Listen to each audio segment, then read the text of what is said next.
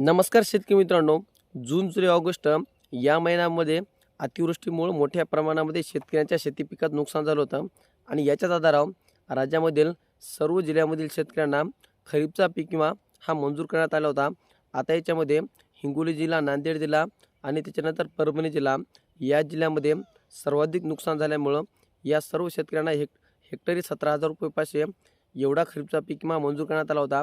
परंतु आता राज्य शासनाच्या माध्यमातून ती फक्त घोषणा केली होती आणि ही घोषणा केल्याच्या नंतर त्याच्यासाठी विविध कामे करावी लागतात. त्याच्यामध्ये जसं की निधी टाकणं, त्याच्यानंतर अंतिम आणेवारी तपासणं, पीक विमा कॅल्क्युलेशन करणं.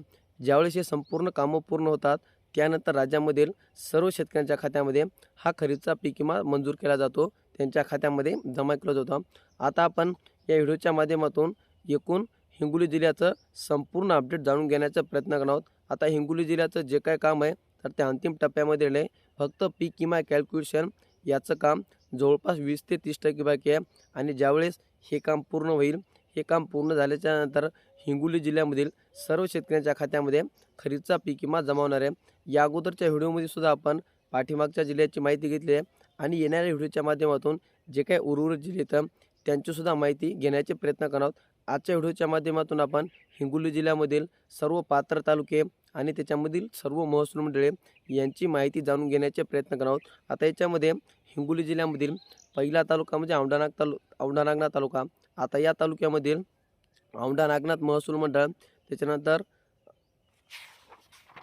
जवळा बाजार महसूल मंडळ, त्याच्यानंतर साळणा महसूल मंडळ आणि त्याच्यानंतर येळेगाव सोळंकी महसूल मंडळ ही सर्व महसूल मंडळे पात्र असून या महसूल मंडळामध्ये जेवढे शेतकरी आहेत त्या शेतकऱ्यांचा जो काय पीक विमा कॅल्क्युलेशन करणं सध्या चालू आहे आणि ज्यावेळेस हे काम पूर्ण होईल, हे काम पूर्ण झाल्याच्या नंतर ह्या सर्व शेतकऱ्यांच्या खात्यामध्ये खरीपचा पीक विमा हा हेक्टरी 17,500 हा जमा केला जाणार आहे. त्याच्यानंतर वसमत तालुका.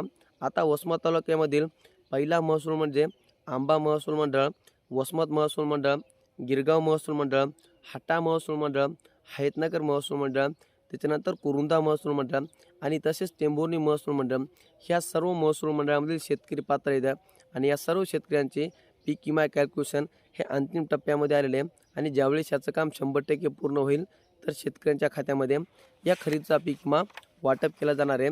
त्याच्यानंतर हिंगोली तालुका.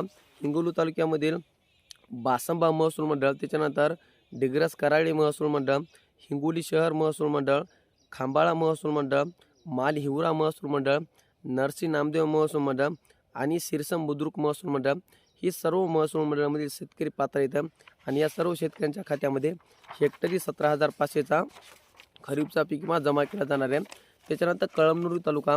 आता या तालुक्यामधील आखाडा बाळापूर महसूल मंडळ, डोंगरखडा महसूल मंडळ, कळमनुरी महसूल मंडळ, नंदापूर महसूल मंडळ, वाकोडी महसूल मंडळ आणि वारंगा फाटा महसूल मंडळ ह्या सर्व महसूल मंडळामधील शेतकऱ्यांच्या खात्यामध्ये या खरीपचा पीक विमा वाटप केला जाणार आहे. कारण की या सर्व शेतकऱ्यांचा पीक विमा कॅल्क्युलेशन अंतिम टप्प्यामध्ये आले आणि ज्यावेळेस याचं कॅल्क्युलेशन 100% पूर्ण होईल या शेतकऱ्यांच्या खात्यामध्ये खरीपचा पीक विमा हा वाटप केला जाणार आहे. त्याच्यानंतर शेनगाव तालुका. आता शेनगाव तालुक्यामधील आजेगाव महसूल मंडळ, गोरेगाव महसूल मंडळ, हट्टा महसूल मंडळ, पानकनेरगाव महसूल मंडळ, साखरा महसूल मंडळ आणि शेनगाव महसूल मंडळ ही सर्व महसूल मंडळ याच्या अंतर्गत पात्र आहेत आणि यासुद्धा शेतकऱ्यांची जे काही विमा कॅल्क्युलेशन आहे तर ते अंतिम टप्प्यामध्ये आले आणि ज्यावेळेस याचं काम पूर्ण होईल, हे पूर्ण झाल्याच्या नंतर या सर्व महसूल मंडळामधील शेतकऱ्यांच्या खात्यामध्ये खरीपचा पीक विमा हा वाटप केला जाणार आहे. आपण या व्हिडिओच्या माध्यमातून फक्त या जिल्ह्याची संपूर्ण माहिती घेत आहोत की कोणकोणते तालुके पात्र आहेत, कोणकोणते महसूल मंडळ पात्र आहेत की ज्यांच्या खात्यामध्ये हा खरीपचा पीक विमा वाटप केला जाणार आहे.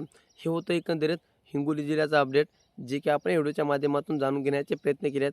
आता येणाऱ्या व्हिडिओच्या माध्यमातून जे काही उर्वरित जिल्हे आहेत त्यांचीसुद्धा माहिती आपण जाणून घेण्याचे प्रयत्न करणार आहोत.